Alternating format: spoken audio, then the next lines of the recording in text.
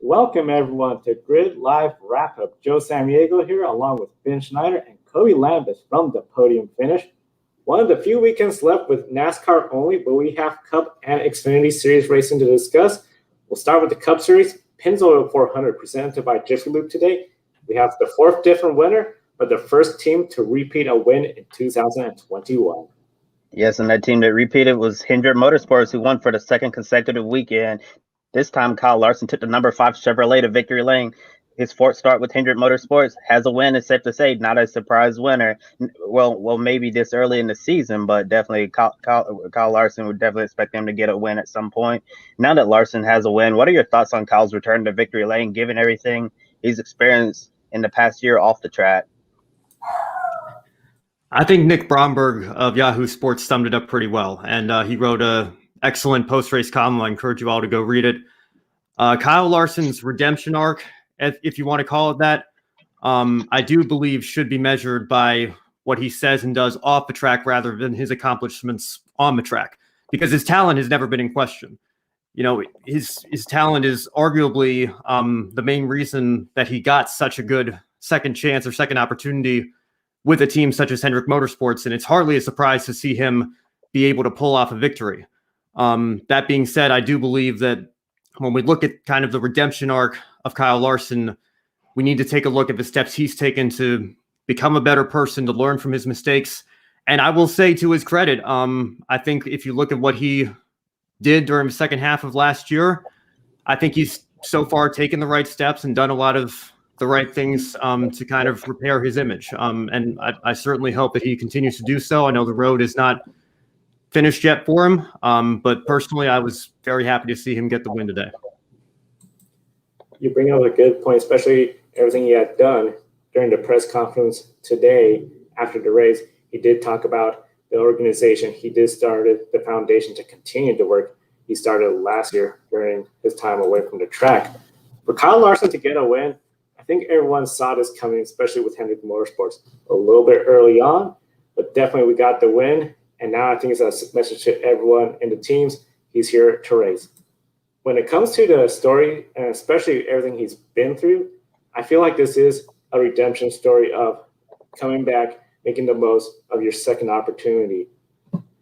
Considering everything he's doing with his platform, his foundation, the work off the track, I think this is just something where, if this was something where it could come out as like, oh, he won first time since the Monza Madness incident. I feel in general the mood seems to be more positive. He got his win, he's back in victory lane, and we're excited to see him race. But I think there's going to be a lot of folks that are going to still bring up what happened in Monza, and of course we encourage everyone in the chat room to share their opinions as well. And Ben, I'm really glad you brought up the Nick Bromberg tweet. I saw it as well and totally agree with that, in the sense that about Kyle Larson's success, redemption not going together that way, but what he does off the track. And I feel like as a society, we often get caught up when somebody does something wrong. In certain cases, people are like, that person doesn't deserve an opportunity to grow at all moving forward, and we just need to keep like harping on them over something that they've done. And it seems like Kyle Larson has started to do some things off the track in an effort to become a better person. And if all of that is good and genuine, then I truly believe that Kyle Larson will continue to grow, and we definitely shouldn't keep harping on people, especially if they are genuine and changing, instead of keep bringing up the past. So definitely, Kyle Larson winning this early in the season was a real great thing for him and Hendrick Motorsports moving forward. And here's what Kyle told Bob Pockers from Fox Sports about getting his first win at Hendrick Motorsports. Always, even before I ran a race, I had the confidence that I could win. I mean, obviously Chase Elliott won the championship last year, and they were hitting as an organization. They were doing a great job at the right part of the year, and with the rules not changing and stuff, I knew we were going to be competitive. But I didn't know kind of what the learning curve would be going into the new race team and being around new people and all of that. But with the resources that they have and all the great people that they have in that building, that in itself gives you a lot of confidence. So I've definitely gotten more confident as each week has gone on, and I think now winning a race he just adds to that, and in a way, I guess, calms you down, and because it gives you, you know, that you can go out there and win and contend at a lot of different types of racetracks.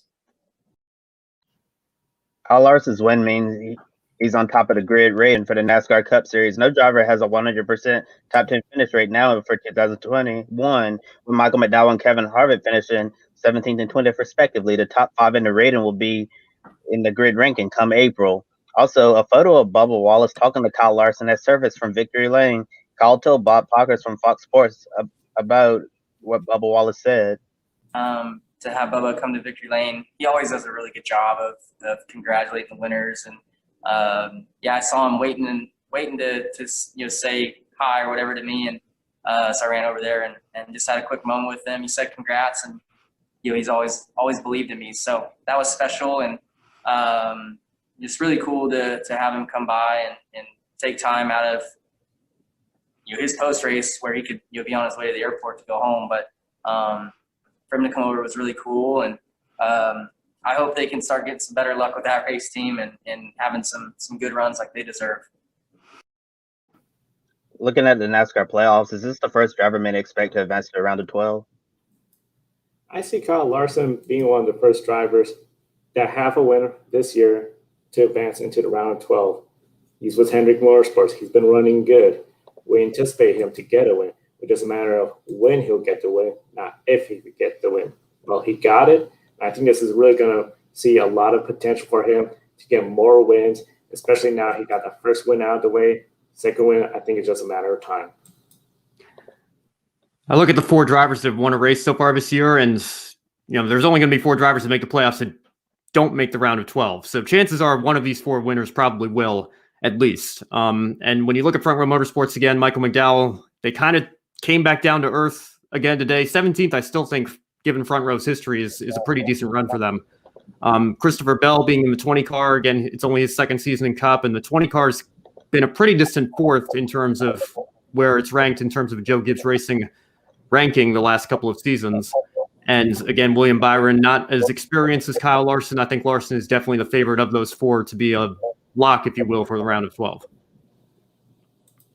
We're 21 days away from the NASCAR race at Bristol on dirt. Many anticipated that Kyle Larson would be a contender there to get the win. And now he's going to be chasing his second win of 2021, assuming he doesn't win these next couple of weeks. Considering Kyle now has a victory in the bag, is he the driver to beat in the early favorite for the Bristol Dirt Race? He was my favorite and my pick for the Bristol Dirt Race before this weekend. I think this weekend only further solidifies him, that 5 team getting a victory. We now know that they can do it. Kyle Larson being a dirt specialist, I think that he's definitely got to be the favorite heading into that race. Being the dirt specialist, he has to be a favorite entering that race, and I feel for the rest of the season, he's going to be a favorite to start winning. Christopher Bell, William Byron, I think a lot of folks anticipate them to get at least 1 win.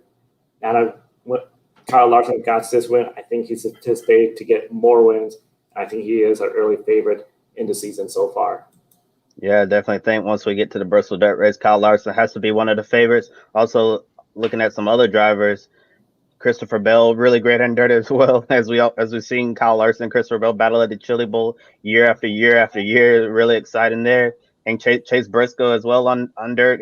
I believe he won the truck race there at Eldora, which is unfortunately no longer a part of the schedule.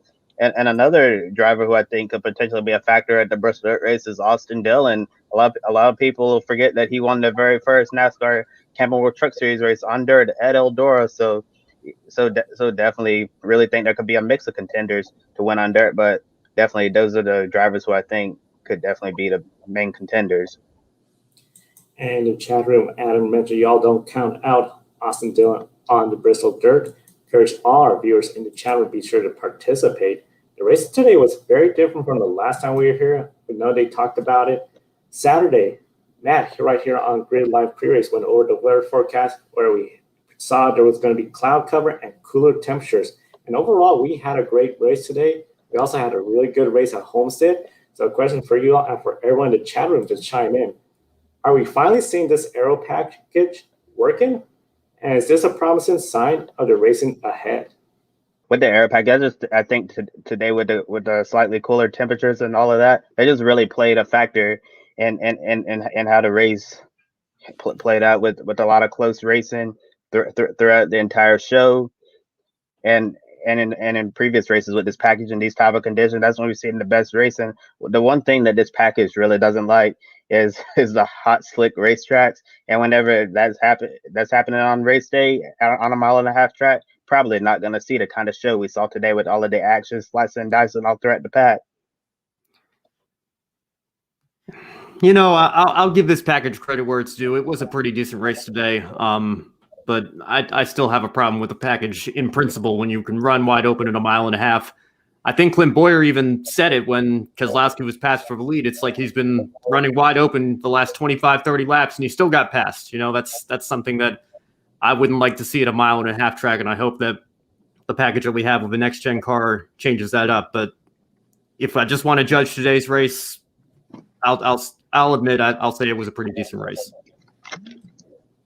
I'd say it was a pretty good race too. One of the big things, of course, we did have those cooler temperatures, a lot of cloud cover, something very different from where we're used to at Nevada, especially since it's in the desert. Definitely, of course, at the end of stage 1, we saw already 11 lead changes. Of course, everyone was talking about that. And the leader never really checked out the field. However, we did see the field get spread out. And, of course, at the end, Kyle Larson, Keselowski did really start to get away from everyone. And really, no surprises like last weekend. We didn't see anybody like Chris Buescher come up towards the front.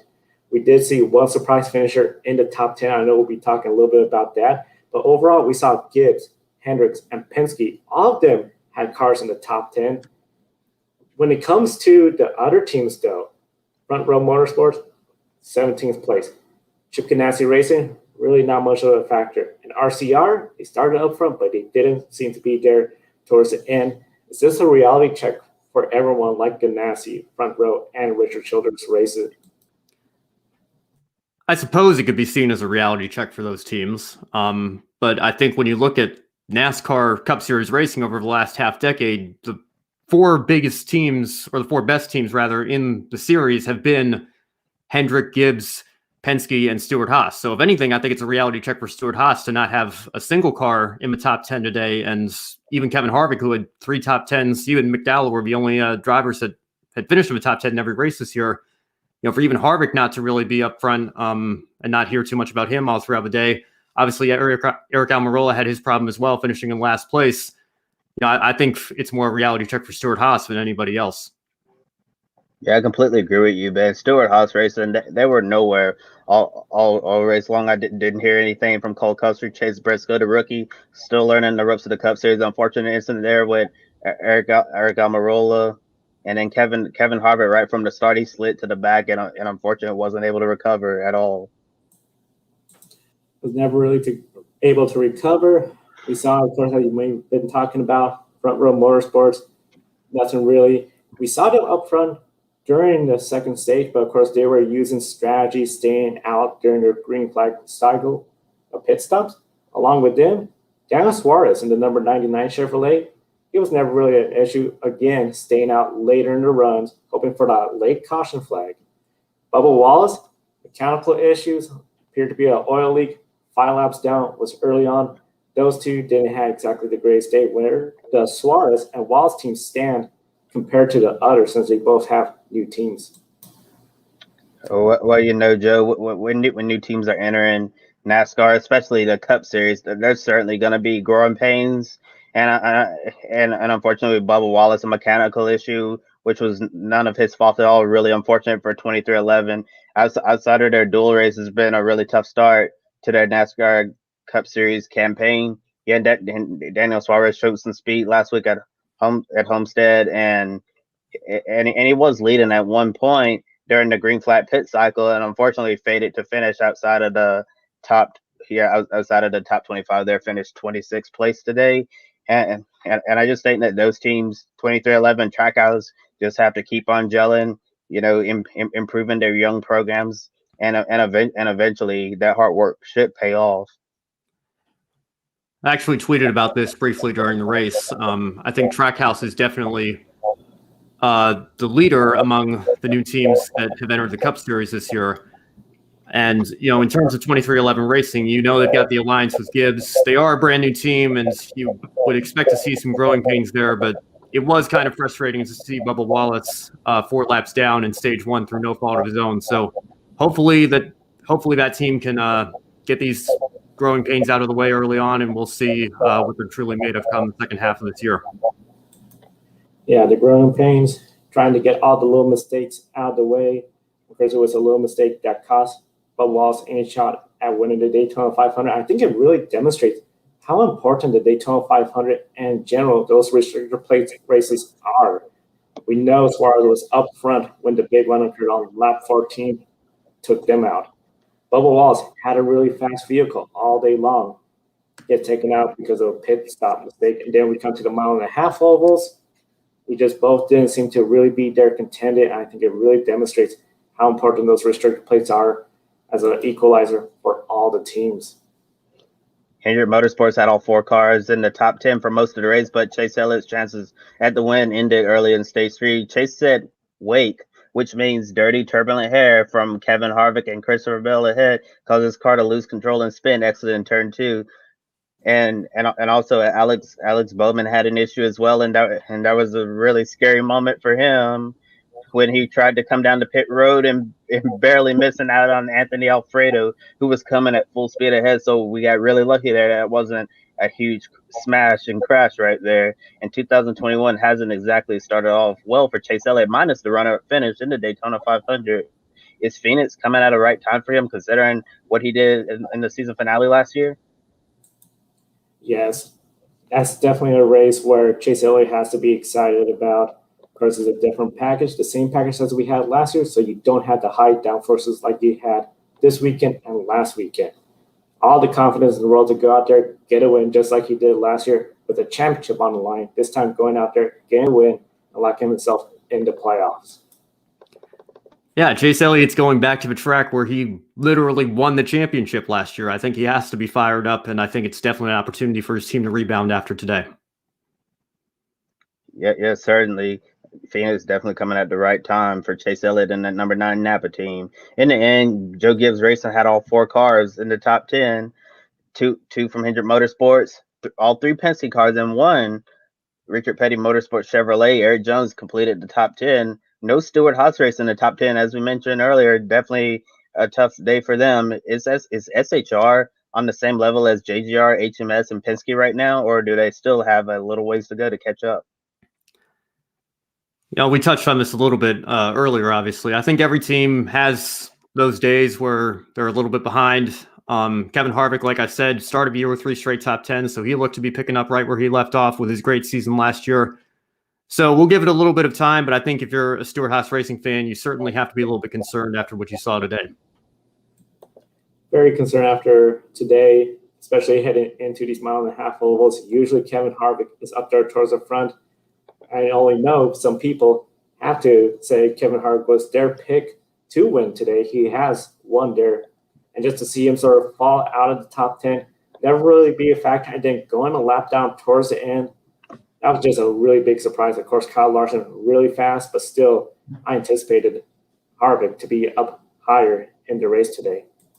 And speaking of Kyle Larson, I'm sure all the fans out there watching live right now are wondering, yes, Kyle Larson's number 5 Chevrolet just passed post-race inspection, so he'll get to keep the win and move on to the next round. And Kyle Busch had a bit of a rough start, but ended up climbing through the pack and finished 3rd. Here's Kyle Busch telling Bob Poggers from Fox Sports on the steps being made to contend for a win soon. I mean, it's all about building blocks, and I felt like today was a good building process for us.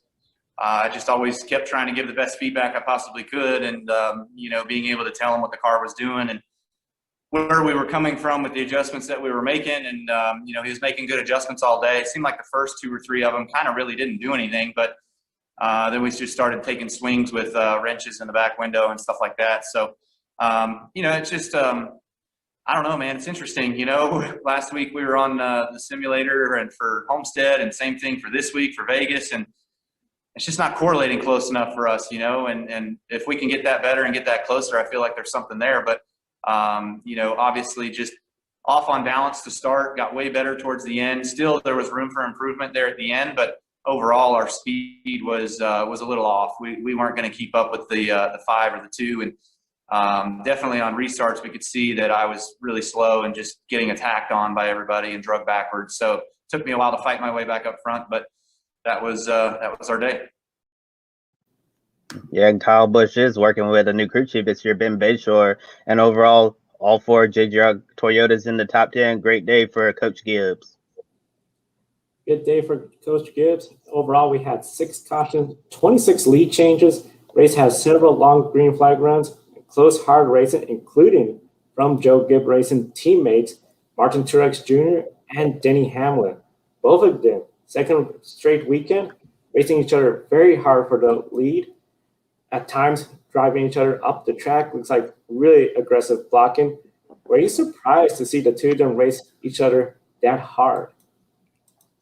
Yes, it was a little surprising to see the 2 teammates race each other that hard, considering they just come together. I believe it was last week at Homestead. I think it was last week they had a little incident.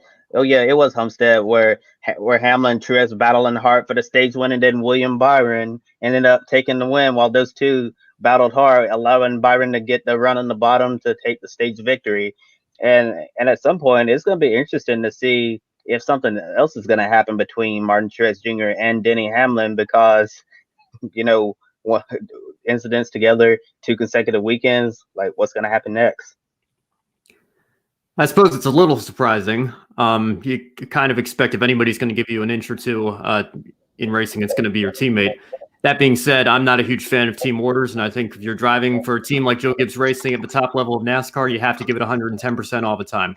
So, is it a little surprising to see teammates going at it that hard this early in the season? I guess maybe, but I wouldn't say too much. Very early on in the season. I think this is something where, okay, they missed out on a stage point, playoff point, no big deal. However, when it comes to later on in the season, I think the 2 of them are going to have to really talk, maybe even Joe Gibbs, discuss about the implications as we get closer to the playoffs.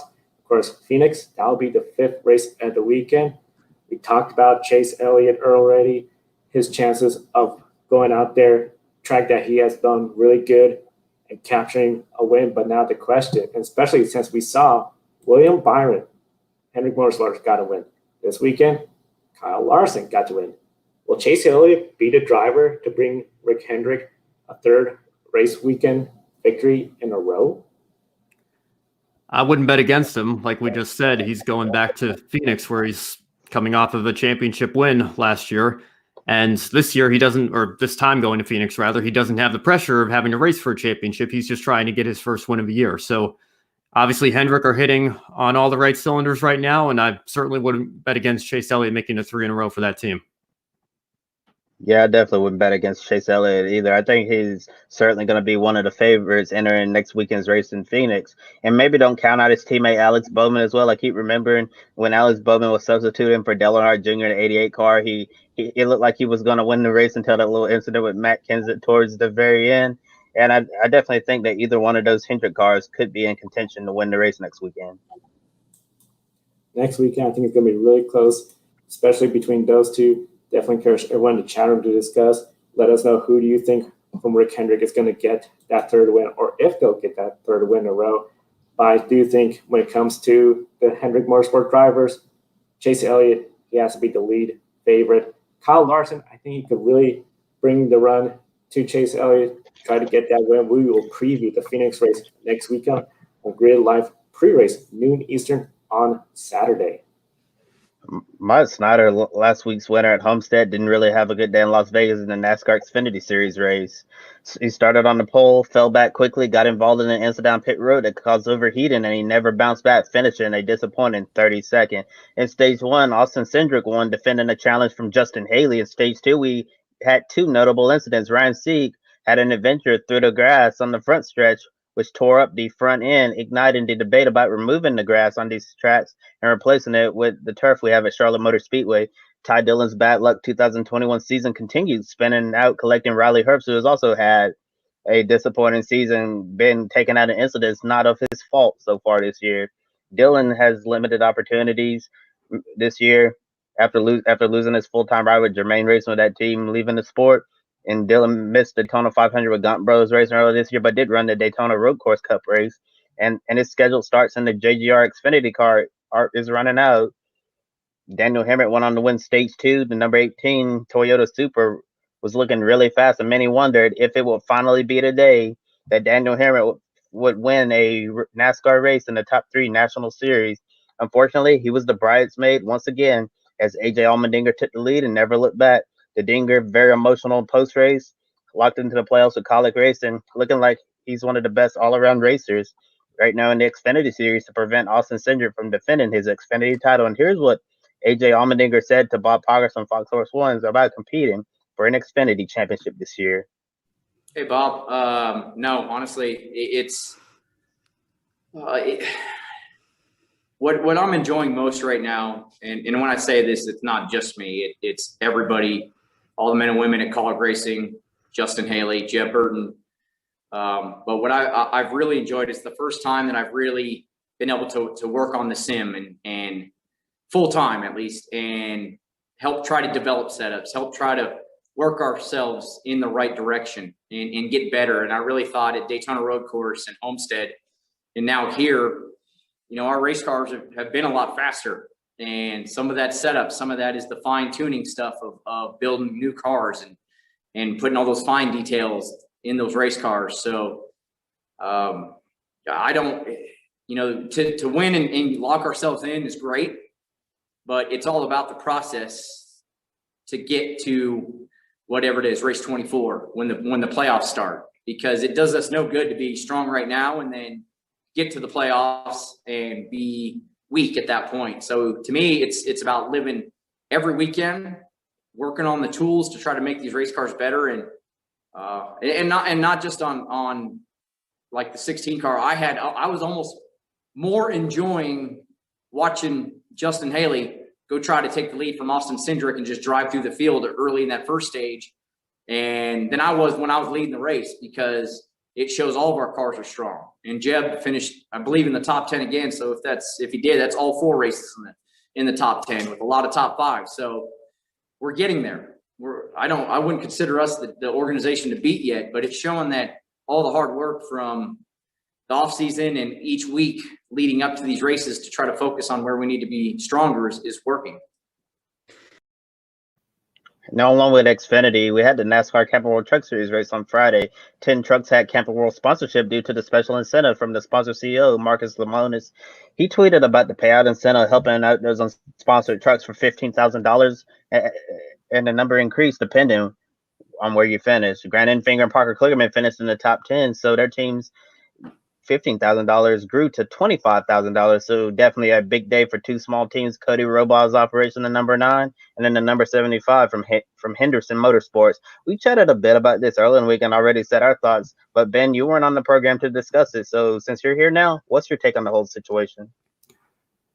Well, it might be a nice transition because I think I might have to make Marcus Lemonis my grade 1 shining moment for this week. I think it's truly amazing. When you look at what Marcus Lemonis has done since he came into the Truck Series to sponsor it with Camping World in 2009, you really have to wonder if the Truck Series would even exist in the way that it does today if it weren't for Marcus Lemonis and everything he's given to the sport, and in particular the Truck Series. Just to be able to send out a simple tweet and have so many people, so many teams take him up on the offer, I think is absolutely incredible. And it's a marketing, it's a genius marketing move as well. You think of how expensive it is to be the primary sponsor of a Cup car for one race. Marcus sponsored 40% of, or 25% of the field, 10 of the 40 trucks in the truck race Friday night, and paying them roughly $15,000 a piece. I know a couple of them got top 10 finishes, but he actually got a better deal sponsoring 10 trucks than most people do for one primary Cup Series sponsorship. So I think Marcus Lemonis has done absolutely incredible work. I think it should be celebrated. You can make the argument that if the sport were a little bit healthier, if we had more companies involved, particularly at the level of a truck series. In an ideal world, he wouldn't have to do this, and I can certainly see where those people are coming from, but we're in the situation that we're in, and I think it was amazing to be able to see every single truck in the field on Friday night have some sort of corporate logo on them, and that's all thanks to the hard work that Marcus Lemonis has put in to make the truck series what it is today. That's a really great shining moment. When it comes for my one shining moment, I would say it has to go to at the end of the race where we saw the drivers congratulate Kyle Larson. Brad Keselowski, he ran across the field, told him he was happy for him, knows the struggle essentially of coming back, especially after being away from the race car for a long period of time and knowing the journey that Kyle Larson decided to go on and come back, get a win, has to be really good. And then, of course, Bubba Wallace going up there to congratulate Kyle Larson in victory lane. So definitely, I think that's my shining moment from the week. Yeah, those are two wonderful grid one shining moments. And my one shining moment of the week, I have a shout out to Eric Jones finishing in the top 10 in Richard Petty's number 43 Chevrolet and entering the season. A lot of people had no idea why Eric Jones chose Richard Petty Motorsports, especially since they've been struggling for speed in the past few years with Bubba Wallace behind the wheel. And a lot of people didn't expect Eric Jones to go out there and finish in the top 10 at Las Vegas or anywhere really outside of a super speedway race at Daytona or Talladega. So it's going to be really interesting watching the next couple of weeks. Like, was this just a really good race for the RPM team? Just one good race in just a handful? Or are we going to start seeing these consistent top 10 finishes, top 15s from Richard Petty Motorsports? And then at that point, Eric Jones goes out there consistent most weeks. Eric Jones could certainly be an outside contender to make the playoffs in the top 16. Potential to make the playoffs, that'll be really huge for that team. I know one of our viewers, Humperdinck, definitely Kyle Larson win. Great story of redemption and about time. Definitely thank all the folks in the chat room for chiming in, and be sure to keep chiming in. We're just about out of time, but definitely want to encourage everyone to visit our Patreon, join Colin in keeping us on the air throughout 2021. Your support will mean a lot to us and keeping us on the air for the entire motorsport season in 2021. Be sure to follow the Grid World Motorsport League at grid_WML. Tomorrow, the next stand-in for week 3 of the Grid World Motorsport League will be released. You have a dog or know a good friend with a dog, get them some goodies from Publis. Being a viewer of the Grid Network gets you a 10% discount. Link in the video description. Is a great cause that we all care about, since a portion of each sale goes towards helping sick and rescued dogs. Wednesday, Grid Tonight, 6:30 p.m. Eastern. Thursday, the Women Racing to Win. Saturday, Grid Live Pre-Race. We're going to have a preview of the NASCAR Cup Series race weekend at Phoenix. Be sure to like and subscribe to the Grid Network. For Ben Schneider, Kobe Lambus from the Podium Finish, I'm Joe Samaniego. Thank you for watching and have a wonderful evening. Joe Samaniego here. Want to invite you to go check out Publis. Publis is a dog clothing and accessory company based in Austria. 10% of each of your purchases goes to helping dogs in need, whether it's homeless, sick, or ill dogs. This is one of the reasons why we support it. Kiska here is a rescue dog from rural Alaska and our Grid office dog. We care about our furry buddies, and we know you do as well. Definitely check out Publis.com. There's a link on the video description, and by clicking on that link, you get a 10% discount on your purchase as well.